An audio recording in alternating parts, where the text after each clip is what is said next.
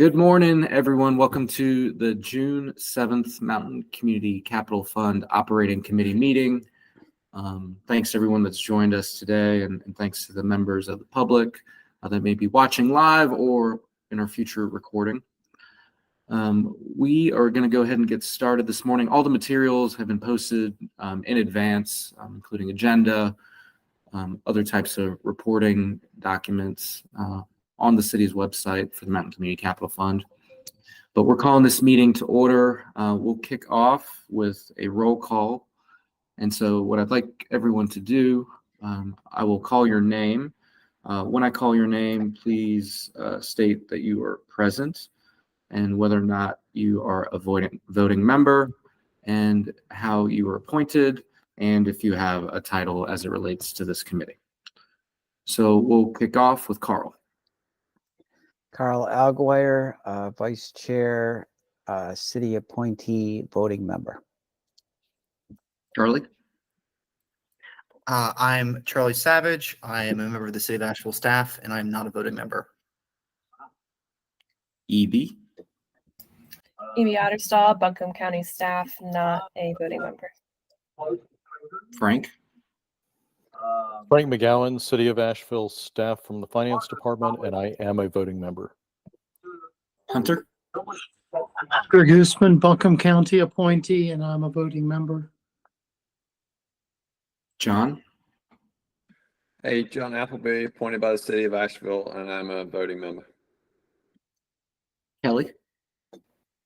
Good morning, Kelly Foster, Mountain BizWorks, non-voting. Rachel Taylor? Rachel Taylor, City of Asheville staff, non-voting member. Kara? Hi, Tara Barma, Self-Help Credit Union. I am not a voting member. All right. My name's Tim Love. I'm the chair of the Mountain Community Capital Fund with Buncombe County. I am a voting member. So looking at our attendees that are voting members, we do have quorum for this meeting, which means that we can take action on any items on the agenda. As a note, we did know in advance, we had some meeting conflicts, and so Dee Williams, Rachel Sawyer, and Nikki Reed, all voting members, were unable to join us. But all is well with them, just scheduled time away. Additionally, Yaslin Gonzalez, unable to join us today, and hope that she's doing all right. So we'll move back to the agenda. The first item on our agenda is the approval of the May 3rd minutes. Those were sent out, linked in the agenda. Hopefully you've had a chance to review. I would welcome a motion to approve those minutes. So moved. Second. Motion and a second. Thank you. All those in favor, please raise How your many hand. names did you say we had to have entered? You have to have at least 50 names somewhere in cell center. We've got, You could have started out by putting them in the guidance. y'all hear that, right? Yes. The next day, but Need, you know how far Can you go in as a consumer, or it'll create an opportunity or prospect depending on how far you go in the guidance. So, but you can go. there we go. All right. We better? Can y'all hear me? Cool. All right. So let's go ahead and vote on the motion to approve the minutes. Please raise your hand, virtually or otherwise. Excellent. Please lower your hands. Any opposed? All right. None opposed. The motion passes. Minutes are approved. Thank y'all. All right. Moving into section B, reports and updates. Our first item here is a staff update from our City of Asheville liaison and economic development specialist, Rachel Taylor. Rachel, take it away. Good morning. Yes, we've got an update about our governing documents. The community and economic development staff, along with our partners in legal and finance, have been meeting and reviewing the governing documents. We've been working on our line-by-line edits to those documents. Once we get a little bit further along, we will work with the county, participating lenders, and others just to resolve and make sure we understand any outstanding questions kind of related to that finance technical element of the agreement. And so once that's been resolved, we'll then meet with the county staff to review the edits, and then we'll be able to move forward. So we're making progress, and we're kind of wrapping our arms a little bit around all these new components that have been added in the last several years through ARPA and Dogwood and all of that. So we'll touch base with you all certainly next month, and we'll keep it moving forward. Thanks.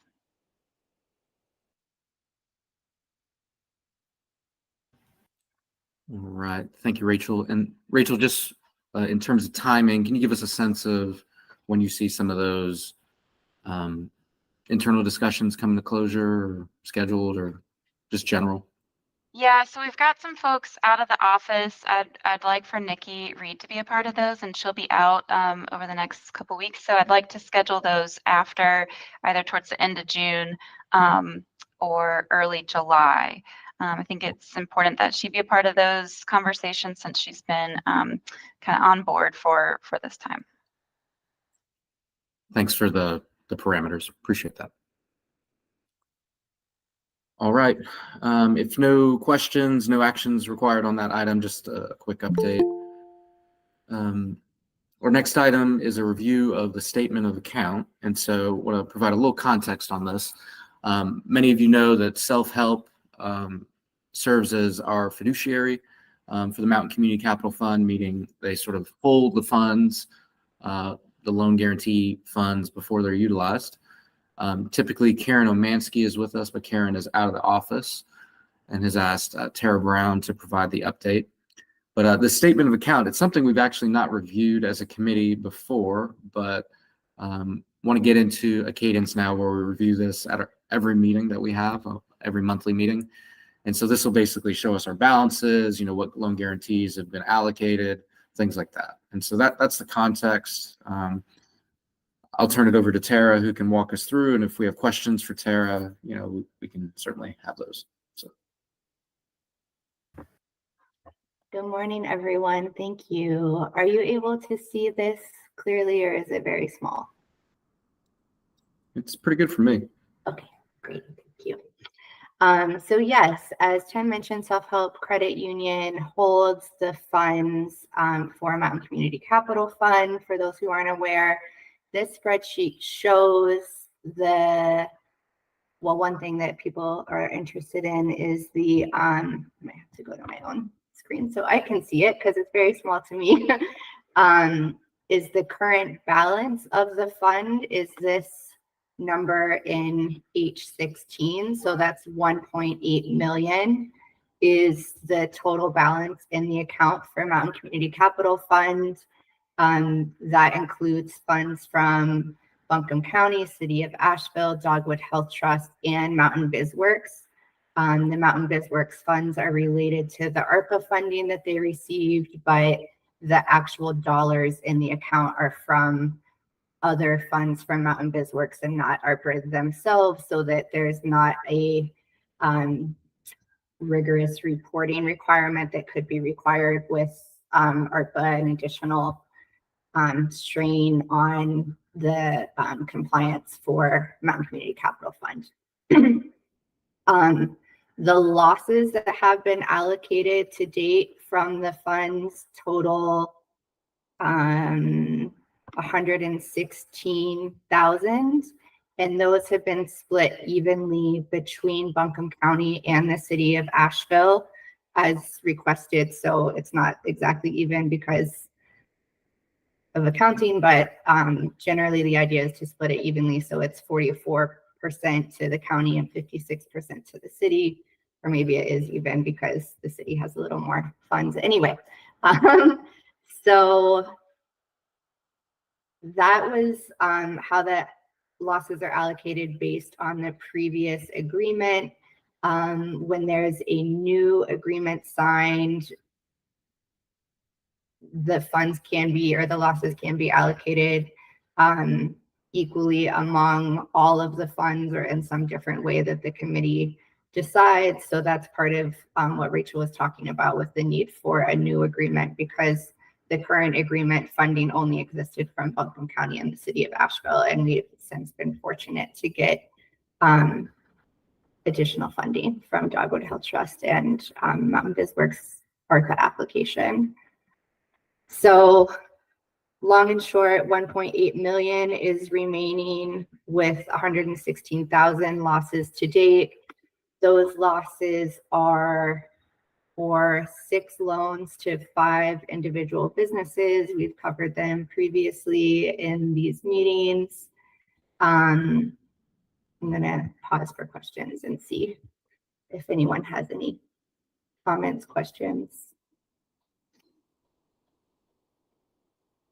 Hey, Tara, a quick question. I guess why, just to help me understand, why are the losses not allocated across all 4 participants and just the 2? Because it's a matter of updating the agreement that we have. So we're operating under a previous agreement where there were only 2 funders for Mountain Community Capital Funds.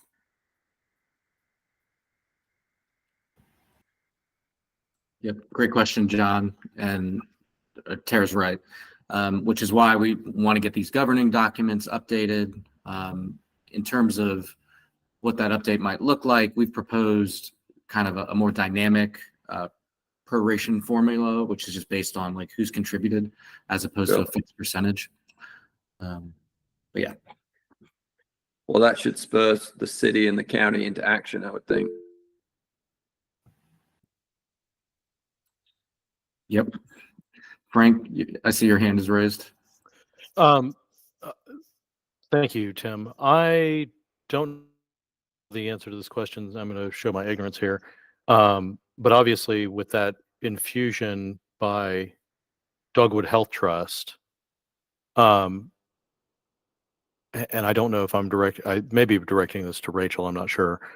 Are we in conversations with whether Dogwood is interested in having representation on this committee?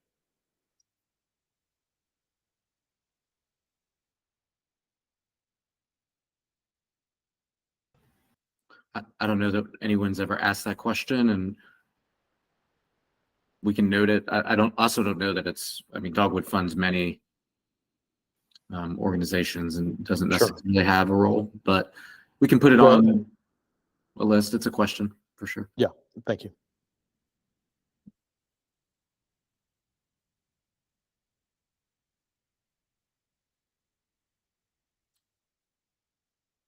So, Tara, thank you for walking us through that. To the committee members, hopefully this is a useful piece of information, something that we could bring back in the future.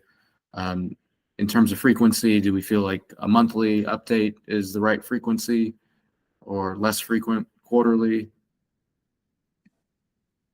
I mean, I think quarterly is fine, but I would agree with quarterly. unless we're incurring losses every month, it seems, Yeah, I think some of this is based on like how active the fund is, for sure. Okay. Quarterly updates. This is posted with the other meeting materials, so if you need to get back to it at a future date, this is where it is. Oh, a quick question, Tara. What is it? I'm sorry. As of what date is this information? Is it as of quarter end? Is it as of month end? I know it says 5/17 there, but is it data as of month end?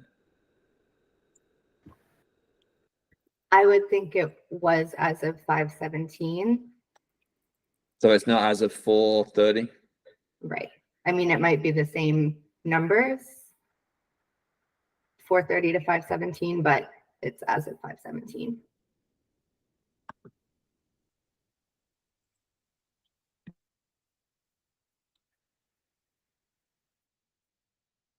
All right.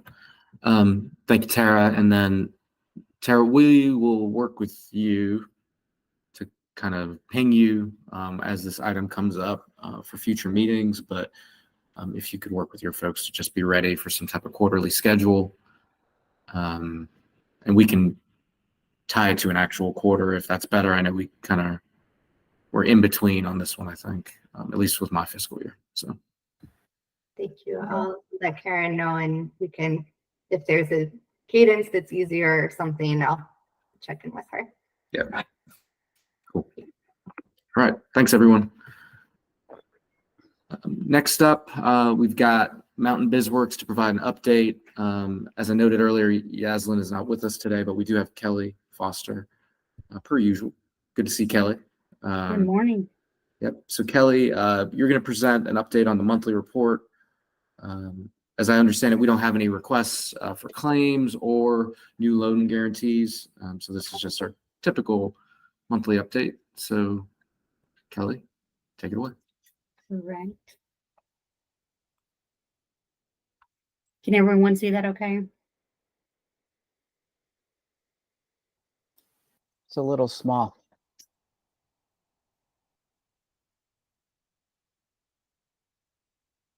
Better? Thank you. Yes, Okay. thank you. Okay. Yes, to Tim's point, we do not have any loans to present today for approval consideration. So I'll just go over the reports for last month. And just as a reminder, these reports are as of 4/30/2024 as far as the cutoff date. I'll just kind of go through these like Allison does.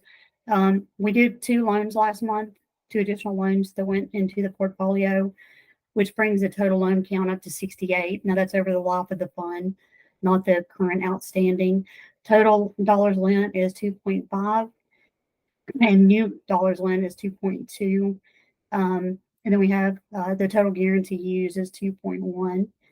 The outstanding loan count we have right now is actually 49 with the balances that total 1.7 and the guarantee amount 1.4, which puts us at 52% of the outstanding maximum guarantee capacity. And stop me if anyone has questions. Going down into the delinquent loans, we still have 5 loans that are past due. The total delinquent dollars is 142,000, and those are still the same that have been delinquent the previous months. As far as the demographics, they are still the same 100% to Black or African American owned businesses. And the debt guarantee allocated dollars for the delinquents is 121,000. As far as the breakdown of the categories here, we have 0 in 31 to 60. We have 3 that is 61 to 90 days, and we have 2 that's greater than 90 days. And you can see the dollar amount, the percentages over here. 6% is in 61 to 90, 4% is greater than 90. There. We've not charged off any additional loans. We do have total charge off to date of 7.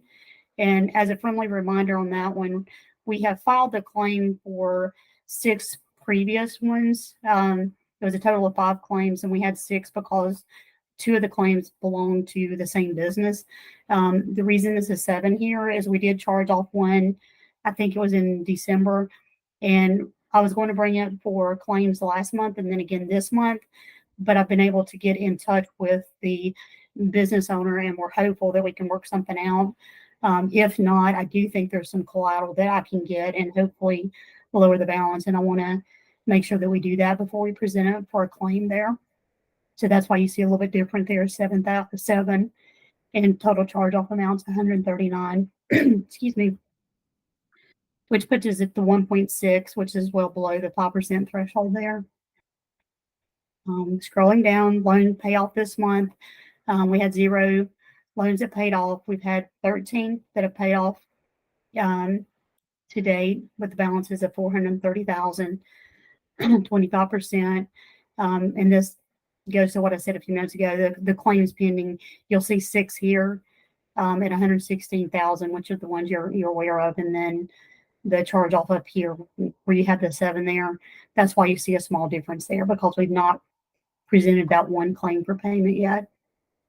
Moving down to the demographics, again, 5 or 83% of the claims is 108 there. And the claims paid to date is 116,000. And as far as the portfolio breakdown, this is where we are. It's very similar to last month because we only did 2 additional loans. So as you can see, the majority of the loans in the portfolio are to Black-owned businesses, which is about 65%. And then you can see the breakdown down through year loans to Hispanic Latino is 13 at 19%. And then the additional categories, women owned, we got 32 at 47%. Startups, 17 at 25%. Existing businesses, 51 at 75%. And we currently have 8 that are still classified in the startup phase there.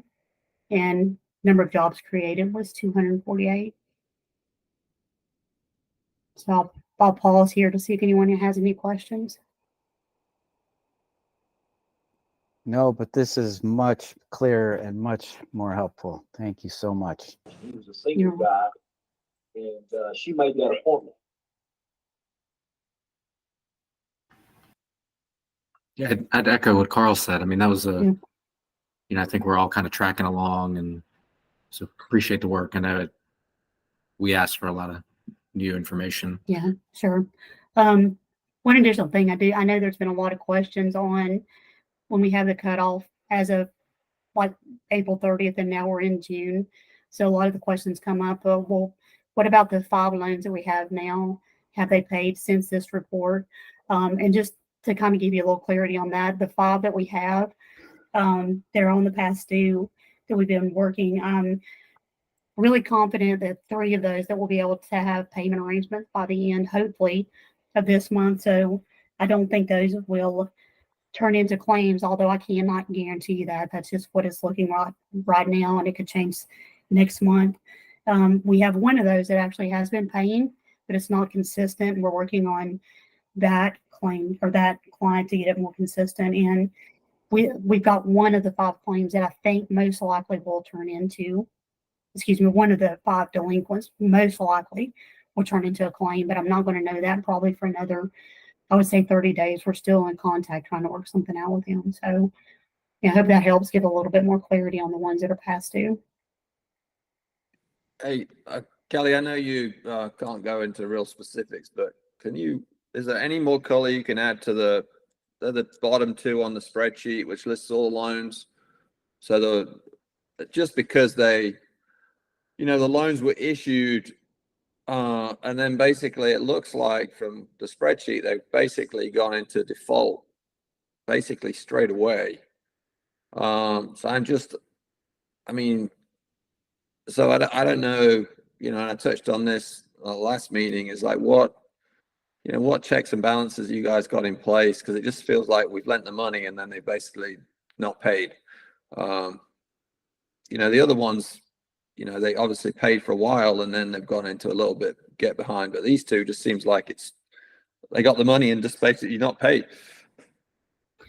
Okay, I apologize. Are you talking about the individual? Yeah, that one that's 4 or 5 from the bottom, and then the next one up. I kind of get the ones the 3 above that, but these 2 are just like they were issued so, Okay. This one was at Christmas, I think, and the other one was like maybe October, if I remember rightly.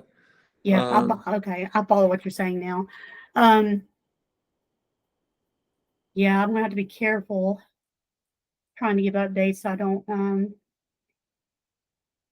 release the confidentiality. I can say that we have 2 that are on the past dues that belong to the same client, and that I think that's it. Those 2 were in the technology industry, and they had a contract that was supposed to come through that was supposed to get the revenue flowing in there. I believe is the story on those 2. We have been in touch with them. Those are the 2 that I do think that will get caught up to date. Hopefully before the end of the month, or have some kind of strong payment plan. But with are that. those these 2 that you're referring to, or are they 2 different ones? I'm just let me trying to look. get some context around the Yeah. fact that basically we've lent money and they've not paid. As soon as they Yeah. basically received the money. No, I get it. Bear with me and let me look at yes, those are the service industry. So that would account for that one. And I apologize having to scroll so quickly through here. it's kind of hard because I see the account number, but not the account name on these. And so that one, no, this one up here, that one was the transportation industry. That one was made. That one was made last year in July. Yeah, it's just those two are the ones that I'm like the other three I kind of get, but these two are this. You know, I feel like you guys should be more concerned by the fact they've not paid when they just got the money. So it's like, what is going on when we approved, like because we didn't, you know, these were approved, you know, outside the committee. So I'm just trying to get more information around what we could be doing differently, what other things we need to check on. So when we get a loan to approve, we be avoiding so we don't end up in this situation if possible. Yeah, no, I understand. I think it's a fair question. And to give a little bit more clarity on that, I can say for those, especially the ones that were, I call them one first payment defaults, like if we've just done the loan, we've met with them. So we've been in contact with them discussing their business. I know one of the ones that we had when we were discussing it with him, he had a equipment breakdown. He was in the transportation industry. So it's not like we're not concerned about it. It's that we are working in the background, meeting with the client. In some cases, I brought in Christopher and Matt into it to also have meetings to see what we can work out with them. You know, one of them is coming back for additional capital request, and I don't think we're going to be able to do it. I don't think it's going to be the responsible thing to do, but we're still, you know, considering, you know, all options there. But yeah, I mean, for clarity, we do take it seriously. For anytime I see something that, especially if the loan has been within the last 18 to 24 months, that's a big red flag. It's on my radar of what's going on with the business. So it's not like we're just reporting it on the reports and there's a lot of work in the background where we're working with these clients. In a lot of cases, we've tried to, you know, get additional coaching involved with it. Yeah. Lydia? Good morning. Yeah, I have a question, and I apologize if this is not appropriate for this forum, and let me know. But Kelly specifically, and just in general, as an organization, are you seeing more issues or more concerns with the transportation industry? Any loans that you have to that? Because we are. So I didn't know. That might add some additional information for the committee as well. Yeah, absolutely. Yeah, that's in my opinion, the transportation industry, it's been one of the most challenging ones that we've seen. And you know, I think at least one of the claims that we had brought previously with the transportation industry, and then we have one of the past dues right now is within the transportation industry. And I know on two of those specific accounts, what came into play is there was a breakdown of the equipment, and you know, if they don't have the funds there to repair it or you know, get it back up and running. So yeah, transportation, in my opinion, is very risky right now.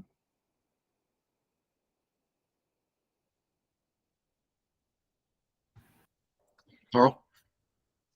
I have a question that I've never understood, but I don't think I've ever asked. How do loans get on our books that don't go through the committee? Do you want me to answer that one, Tim? Or? Yes, somebody, please. Yeah, to my understanding, it comes to you if it's over the certain threshold.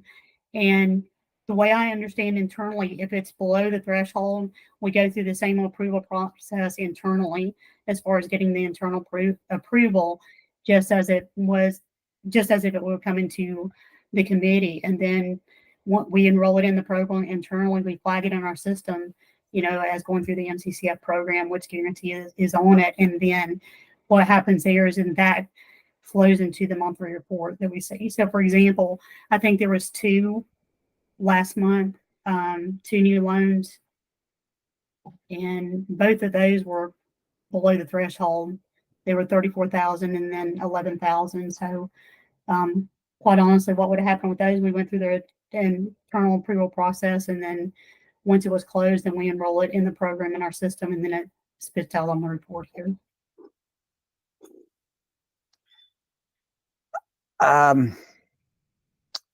Of those losses that we've experienced to date, do we know which were brought to the committee and which were not? Or at least the count? You're with me. I think I can answer that question. Yeah, Colin, none of them came through the committee. Yeah, so that's an interesting dilemma, and one that I'd never even understood was a part of our structure prior to about 2 months ago. So, we're collecting loans and bad debt, quite frankly, that we are required to guarantee and yet had never had a line of sight on. And that seems improper to me. Is that somehow in our charter? I don't think I've ever read that. I don't really even understand how it goes about happening. It's my understanding, I thought it was in the operating agreement, or it was in some agreement as far as what the threshold is. That would be a question I'd have to defer to Matt on. Yep. By way of history, the threshold, and someone correct me if I'm wrong, is $50,000.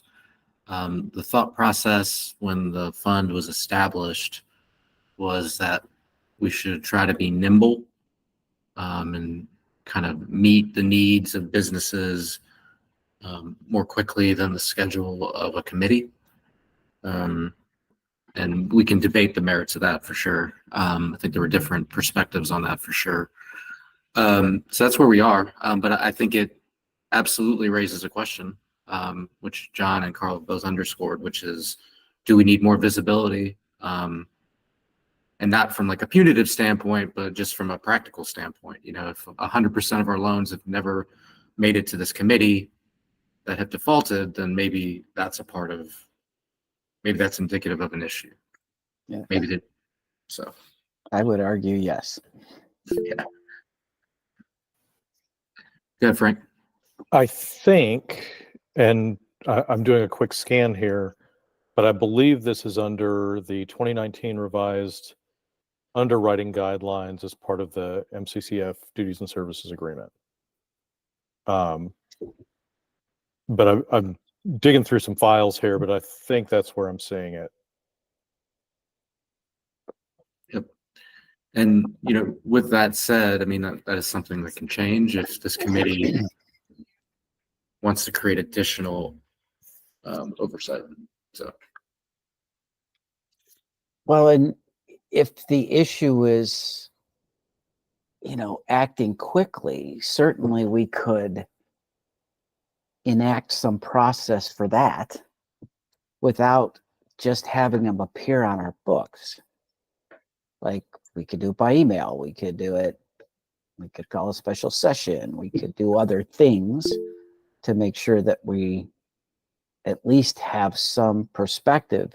It does feel a little troublesome to have these sort of being added to our books and then going bad. That just feels wrong to me. Lydia?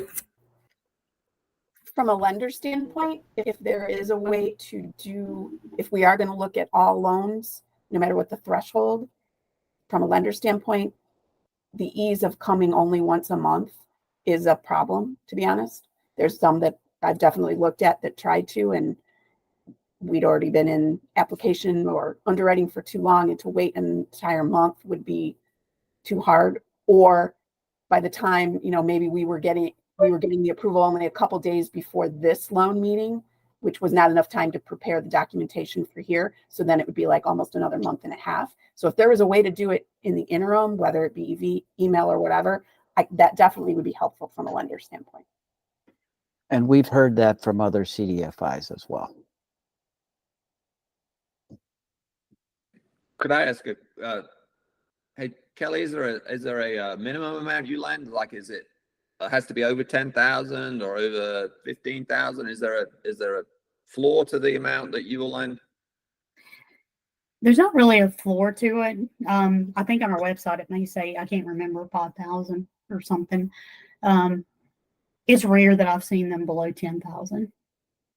but I can't, there's, as far as a specific program, there's not a floor to where we say, hey, you have to get at least X number for the floor amount. We really, when we approach the loan amount, we want to make sure it's sufficient as far as what the client's going to need. Okay. Well, I've been in favor for a while of lowering the threshold along Carl's lines. Now, I don't know if we want to go to the point where we're approving every single one, because I don't think a $10,000 or $20,000 loan, has that big an impact. But I'm in favor of lowering the threshold so we have more insight into, certainly more discussion around the approval. And I'm with Carl. I think it's, whether it's a smaller group that we have to carve out to approve the loans, I don't know how we do that, or we find some mechanism, so for a quicker turnaround, because I agree waiting a month and then oftentimes we might not have a quorum or something else might come up, because there's been a couple of occasions where we haven't been able to approve the loan in the month it came up, and so it's delayed another month. So I get the timing, but I feel like those are surmountable issues these days. And I don't know, I'm just in favor of, we've obviously this month there's 2 more loans on the books that we don't know anything about, and then as I've hit on the last couple of meetings, the 2 loans at the bottom, basically the borrower never paid. He got the money and basically turned around and never paid certainly the last one. So it's just a concern for me. All good feedback, y'all. Frank mentioned the underwriting guidelines. The underwriting guidelines are a document that does not require board approval. We have kind of a series of documents. The one that we've been talking about the most is our services and duties agreement, which requires approval by elected officials. The exhibit to that document is this underwriting guidelines. And so that's something we could change as a committee. And, I wouldn't suggest doing that today, obviously, without additional discussion. But if we wanted to propose a new threshold, I think that'd be a good thing. I think it would be, to John's point, what's the right number, and maintaining some flexibility. And so I think it might be good, as we go into our July meeting, which is going to be a sit down with the folks at BizWorks, like maybe we can get some additional insight into what they're doing, what the process is, and that might inform kind of a potential change to that threshold. So, Frank. Well, and this is probably me being Frank McGowan, master of the obvious. But it seems like what we're talking about here, and what we're examining, is trying to strike the right balance between the speed of lending this money, as well as accountability, flexibility, minimizing bureaucracy, and then ultimately the impact in the community and the impact for the businesses. And I think John's brought up a very good point, and I'm glad he brought it up. But I think as a committee, it may be worth digging into this a little bit more.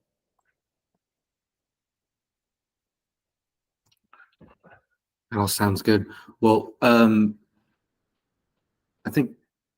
know, Charlie, you're working the minutes. If we could make sure that we flag this as a committee discussion item for Absolutely. a future agenda, I think it's. Could I propose 25,000 as a new threshold to kind of move it forward a little bit, and then you can address it however you need to address it for the next meeting? I see no issue. I don't, it's a suggestion and we're not going to vote on it, but yep, I think it's a good starting point for sure.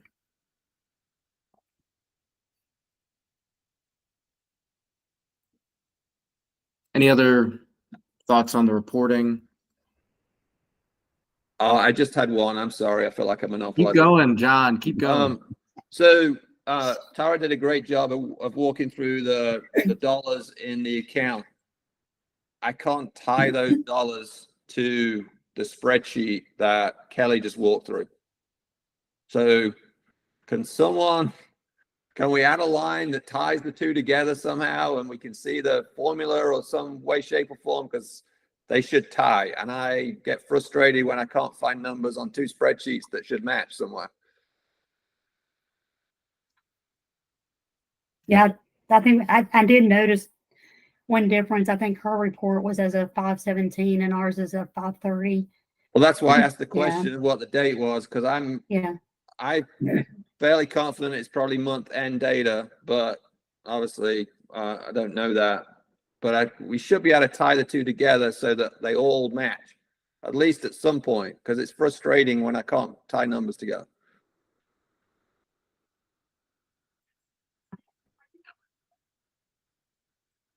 Yeah, I mean, I'm happy to do whatever helps the committee, so I can.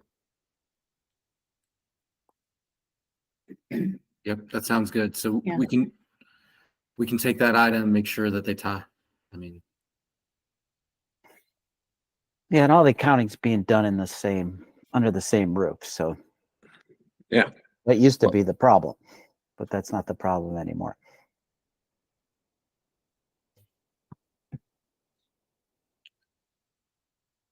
very well. Kelly, I have just a general question. It doesn't necessarily relate to data in the report.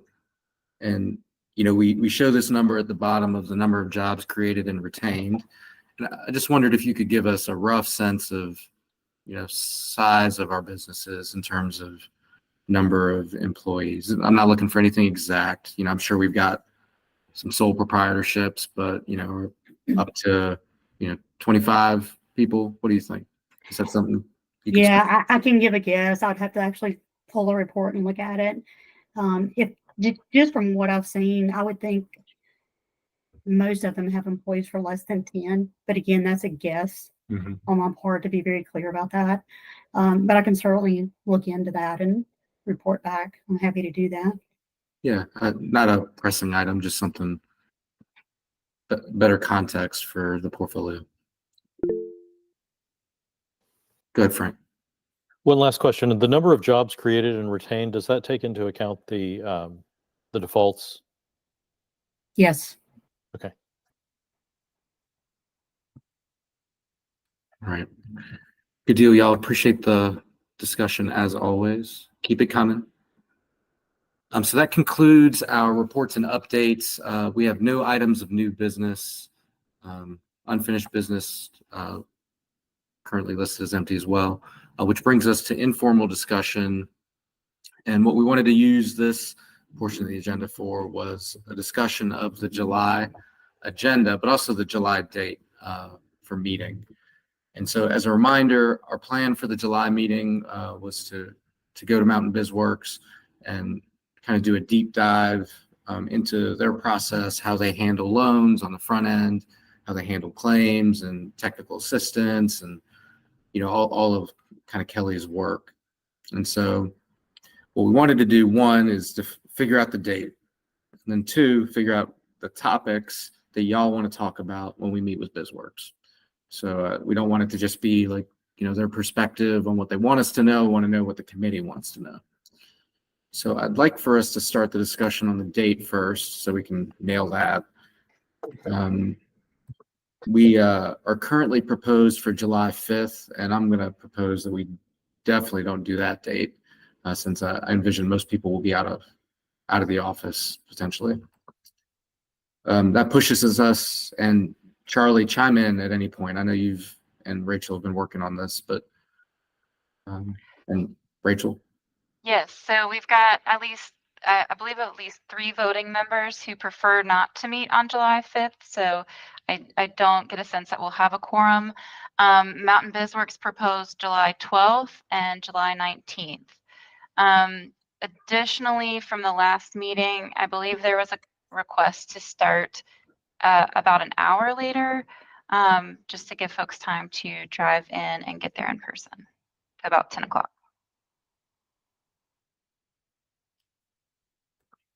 So I'll start 12th.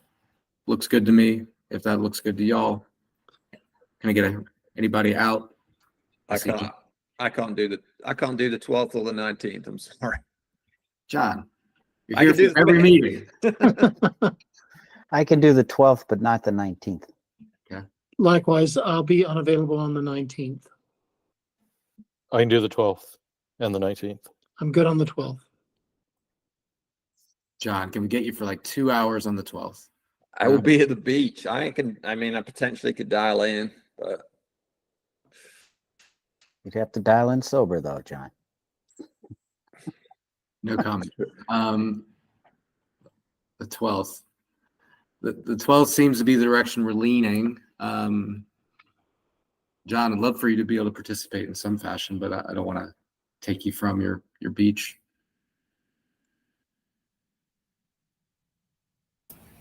I would also require a virtual option on the 12th. So you got 2 people virtual. It's nice, right? Well, if people could do that, they have good facilities for that.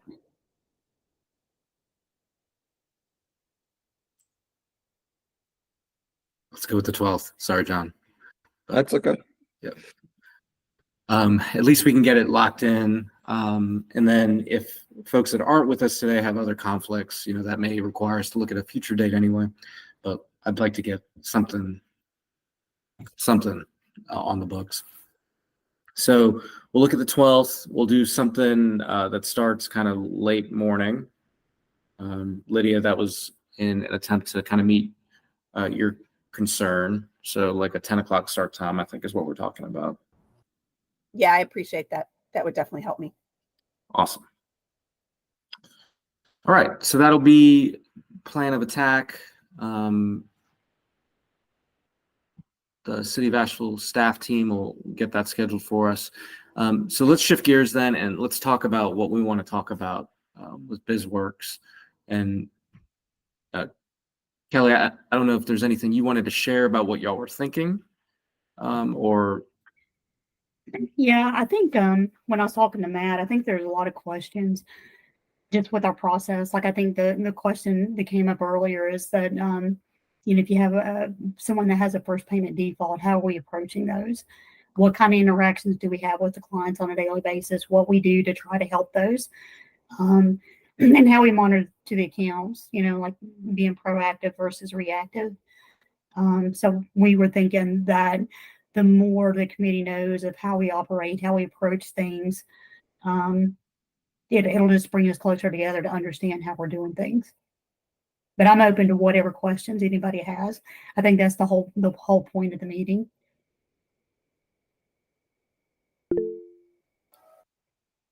got it. Thank you for that, Carl. One of the questions that came up today and has consistently come up to the other CDFIs who want to come in and those who have been in but not provided any loans is the timing of our schedule. And I think getting clarity about what does the timing look like, where are the steps, where should we integrate ourselves into this process to keep it moving. As a small business guy, when I need the money, I need it right now. And we don't want to weigh anchor on anybody. We just need to, participate along the path. So anything that we could understand about that.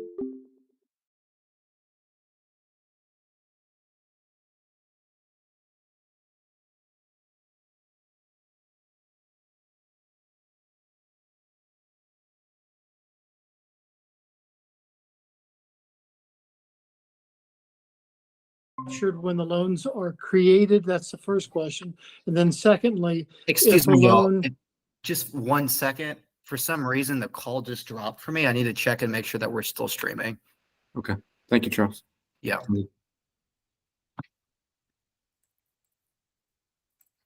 We'll give it a minute just to. Yeah.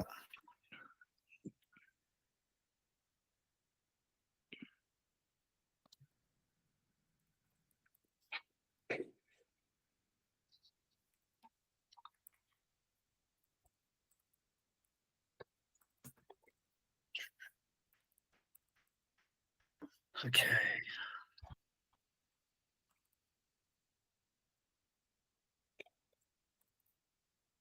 Website. Okay.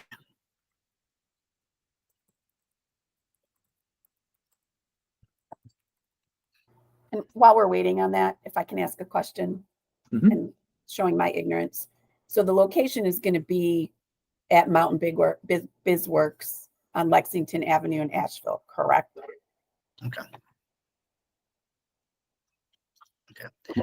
We are still streaming. Awesome. So let's tackle that question. So Kelly, where y'all hosting? At Mountain BizWorks on Lexington. Awesome. Thank you. We can include that in the agenda invite as well. All right, so tracking with topics. So we've got, some type of presentation to discuss kind of like the kickoff of a loan. So like the underwriting, what's that process review look like? Discussion on the technical assistance, like what types of assistance are provided by the BizWorks team. A review of defaults and delinquents, like what are the steps that are taken there, payment plans, things like that. Carl, a question on the timing for, how these loans move through a cycle and get to us. And then Hunter, you were starting a discussion on jobs. Yeah, I just wanted to know if the jobs created are captured when the loan is created. And then likewise, if the loan drops off because of it's either paid off or in default, are the jobs updated to reflect that? Obviously, if the loan's in default, I'm assuming that business is not doing quite well. Would those jobs drop off as well? I hope the question makes sense. Yeah. Did you want me to answer that now? We can Yeah. we can hold that for. Okay. Yep. All right. Other burning questions, things that you would want BizWorks to review with us in I July? would like a discussion on whether we can invest the money in some, safe interest-bearing option. What that would look like and what challenges, what challenges that might, pose to anybody.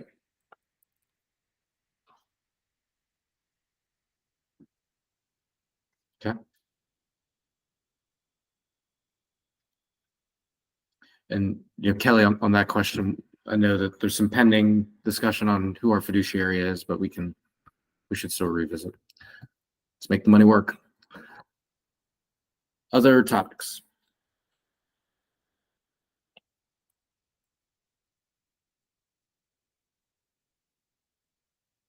Anybody? Feeling good? All right. In that meeting, I think we're saying we'll start at 10. And then, should we plan for a 2-hour discussion? A little bit longer, go through lunch? 10 to 1? Does that feel good? Just give us enough Yes. time. Okay. 10 to 1 it is. Tim, could I just add one other topic maybe? Because I know Carl's been talking to these other potential lenders. I'm wondering if there's an opportunity to do a kind of lessons learned with Mountain BizWorks that Carl could then relay to the other people, what challenges they faced, what's worked, what's not worked, so that we're better positioned with these new potential lenders. Love it. Yeah, I've had some discussion about that, but it's been a year now since we've been trying to get our paperwork out the door. So I think it's going to be a start over, re-engagement, but we're also constrained by the documents. So if they sort of have to meet the criteria of the documents, I do think if we could solve some of these timing issues, it would improve our outcome.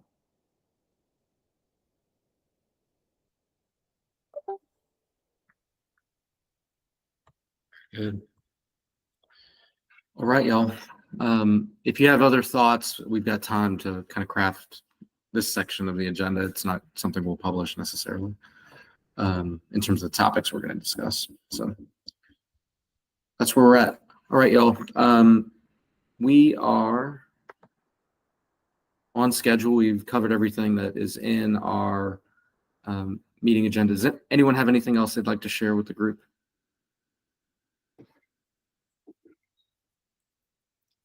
Okay. That moves us, Charlie, into public comment. Do we have any members of the public with us today?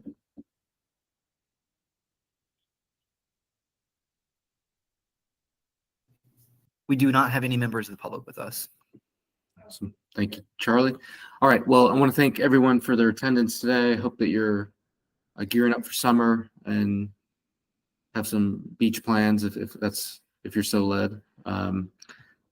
All that said, I hope you have a great weekend. We'll see you on July 12th, and this meeting is adjourned. See y'all. Take care.